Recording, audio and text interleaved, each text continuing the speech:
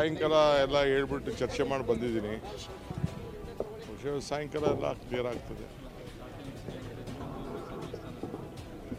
ಅದೆಲ್ಲ ಇನ್ನು ಸಚಿವ ಸ್ಥಾನ ಕೊಡೋದೆಲ್ಲ ಈಗ ಅಸೆಂಬ್ಲಿ ಮುಗಿಬೇಕು, ಆಮೇಲೆ ಅದರ ಟೈಮ್ ಚರ್ಚೆ ಇಲ್ಲ. ಈಗ ಸದ್ಯಕ್ಕೆ ಖಾತೆ ಮಾತ್ರ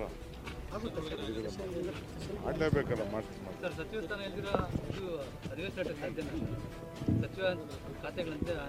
ಹಂಚಿಕೆ ಮಾಡ್ತೀವಿ ರೀ, ತಲೆ ಕೆಡಿಸ್ಕೊಬೇಡಿ. ಪಾಪ ಅವ್ರು ರಾಜಕೀಯದ ಉಡುವಿಗೋಸ್ಕರ ಅವ್ರು ಹೋರಾಟ ಮಾಡ್ತಾ ಇದ್ದಾರೆ. ಅಲ್ಲಿ ಯಾವ ರೈತರಿಲ್ಲ, ಹೊರಗಡೆ ಕ್ಷೇತ್ರದ ಕಾರ್ಯಕರ್ತರನ್ನ ಕರ್ಕೊಬಂದು ಯಾತ್ರೆ ಮಾಡ್ತಾರೆ. ಮಾಡಲಿ, ಪ್ರಜಾಪ್ರಭುತ್ವದ ಅವ್ರ ಹಕ್ಕನ್ನ ನಾನು ಬೇಡ ಅಂತ ಹೇಳೋದಿಲ್ಲ. ಅವ್ರ ರಾಜಕೀಯ ನೋಡ್ರಿ, ನಾನು ಅವತ್ತೇ ಹೇಳಿದ್ದೀನಿ, ಅವ್ರು ಮಾಡಿದ ಯೋಜನೆ ನಾವು ಮುಂದುವರ್ಸಿದ್ದೀವಿ.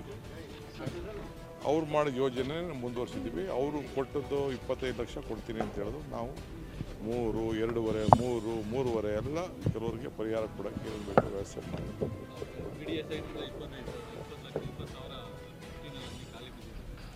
ಈಗೆಲ್ಲ ಕಂಪ್ಲೀಟ್ಗೆಲ್ಲ ಮಾಡ್ತಾ ಇದ್ದೀವಿ. ಸಾಧ್ಯ ಅದು